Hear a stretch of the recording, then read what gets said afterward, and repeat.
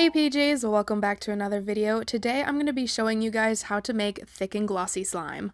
You can realistically make thick and glossy slime with any glue, but I definitely recommend glue wall or wood glue. If you use clear glue or just basic school glue, it's going to be a lot harder to make it and this recipe won't work nearly as well. The first thing you're going to want to do is pick the glue that you want to use. In this video, I'm going to be using wood glue. I don't work with it nearly as much, so this is also a learning experience for me. A mixing utensil of some sort and the container you want to use. I always like to use a much bigger container than what slime I'm working with. So here I'm working with about 8 ounces of slime, but I have it in a 16-ounce container. That way when I'm mixing it and mixing all the ingredients in, it doesn't overflow. Like I do in almost every video, I'm wearing rings, but if you have any rings on, I definitely recommend taking them off so slime doesn't get in between all the cracks and stuff, but I didn't really care about these rings, that's what they're for. And of course, clean your hands before you start. The first thing that you're going to want to add to your slime is baby oil. I'm going to be saying this a lot, but a little bit goes a long way. And another thing that's awesome about making slime is if you want to add more after it's like set and it's like maybe not as glossy as you wanted, you can always add more later. I just like to add it now before I mix everything together because it makes it a lot easier. The second thing you're going to want to add is lotion. I don't have any generic like unscented lotion like I normally add to slimes, so I'm just going to be using this one, so it's going to smell delicious after I'm done. And again, a little bit goes a long way. The lotion is going to help with the stretchiness and actually some of the glossiness, which can be surprising. And of course, the baby oil helps with the glossiness and keeps the slime less tacky. After those two ingredients are added, you're going to want to mix them together, and this is also the point where you can add any scent or food coloring, paint, whatever you'd like to add to the slime. I'm just not doing anything else just to make it generic as possible. I also recommend you add any bigger ingredients now, like foam beads and stuff, and you might be wondering why would you add foam beads to a specifically thick and glossy slime. Trust me, if you make more effort with the base and like add all these things and even make it thick and glossy, even if it's going to be a foam slime, it's going to turn out better than if you just have glue and foam beads. I've also noticed when I create slime, if I'm making a foam slime or something that has like chunky add-ins in it, they will stick a lot better if I add them to the glue before I activate it. Usually because if you don't, you tend to overactivate the base because you don't know what activation stage it needs to be at when it has so many different add-ins in it. And I think just the fact that it's able to sit in the glue, it might absorb some of it, so it just sticks better. Once you have everything that you want to add to the slime in the container and all mixed around, this is where you're going to do your activator. I have my activator in this bottle. It needs a bath, but I like to use this kind of squirt bottle so I could just squirt it in here. And you're going to want to do it little amounts at a time and then mix it in. Sometimes you'll notice that it kind of like clumps up in one area and doesn't activate the rest. I've had this problem so many times. Honestly, I have no idea what causes it. You can see it here. It's just kind of sticking to my spatula, but everything else around it is like just regular glue still. You're just gonna want to keep stirring it and stirring it. You have to have a lot of patience with slime. Like almost any kind of glue you use is just gonna take a lot of patience, a lot of stirring, and a lot of arm work. Like my arms were on fire after this. I'm not used to making slime by hand because I have a mixer. This was a huge test of my arm muscles. There is absolutely no shame in taking breaks while activating though. It can even help with that clumpiness that I was talking about. If you let it sit, the activator kind of spreads out a little bit and just can help activate it. Especially if this is the first time that you're creating slime, you're going to want to take this slow, and your muscles probably aren't going to be used to spinning something this much unless you're like used to baking or something. I don't know. But like the first time I made slime, which was funny enough made with wood glue, I overactivated it so much that it wasn't even close to a slime. It was closer to a bouncy ball. Like it had no stretch to it whatsoever. So please don't do what I did. Take it slow. If you want, however, again, if it's your first time doing this, I don't recommend it, but you can make a stronger activator. That will just help speed up the process, but I would say it's kind of tricky to do it that way because there's a bigger chance, at least in my opinion, that it will start clumping and stuff, and then obviously a bigger chance that you're going to overactivate it. But once you get to this point where the glue really starts to form and you notice that it's kind of coming off the sides of your container and really kind of becoming a uniform, almost like batter, you're definitely going to want to slow down on the activator. I would add like half of what you saw me add. Something like what I just did.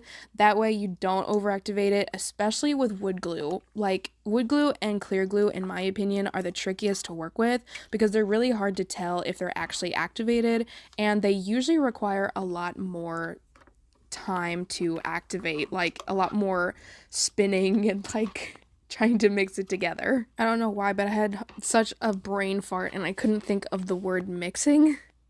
But you guys hopefully know what I mean. And once you get to this stage where it really starts to come off the sides and it doesn't want to stick to the container anymore, this is when you're going to take it out and put it on a clean work surface. And this, at least in my opinion, is the fun part because you get to work with the slime with your hands. You can still work with it with a mixing utensil, but I personally like to work with it with my hands. As you can see, it is still pretty sticky, but it's not like fully sticking to my hands. And you can choose to activate this whichever way you want. If you still want to use the mixing utensil, you'll just add some activator to the slime like I'm doing here and like kind of fold it together. But what I like to do is add a little bit of activator to my hands and rub it in almost like I'm rubbing in lotion. This creates a like film on your hands, and even after all the activator from your hands is incorporated into the slime, your hands aren't really going to stick to the slime nearly as much as if you didn't have activator on your hands. It's like a protection film. It's really cool. Also, I find it fun to feel the slime activating underneath my hands because obviously it started out as sticky and runny, and the more activator you add to the hands and start playing with it, the more it's going to turn, like at least in this case, thick and holdable. This is also the stage that you get to decide exactly how much it gets activated. Everyone's hands are different, we all have different types of hands. Like some people are just gonna have naturally dry hands. Some people are gonna have really, I don't want to say moist because that sounds weird, like the opposite of dry hands. Some people are gonna have warm hands, some people are gonna have like absolutely frigid hands. So everybody's slime is gonna look differently.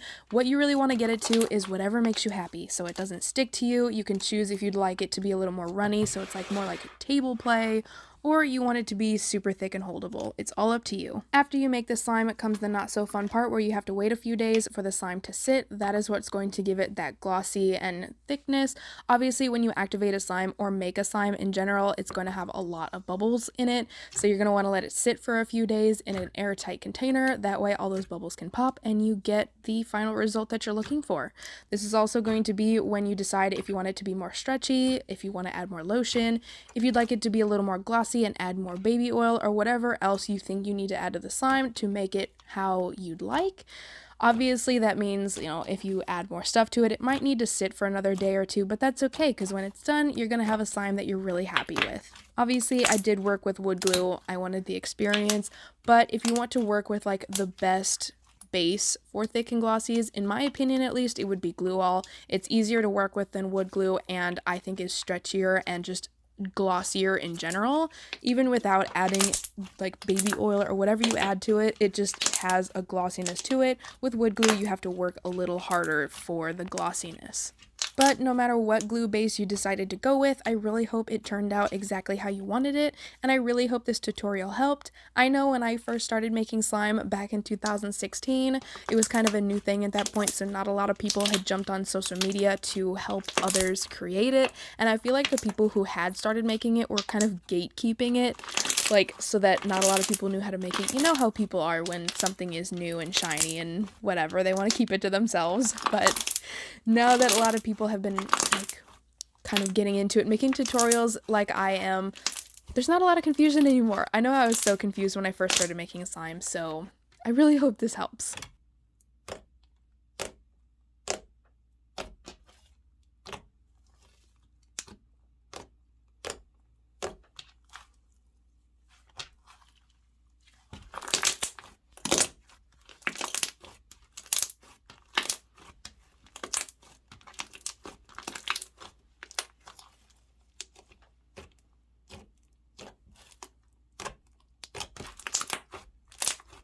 And with that, that is the end of this tutorial, and I really hope you guys enjoyed. If you made it this far, comment down below what slime texture you guys would like to see me show you guys how to make next.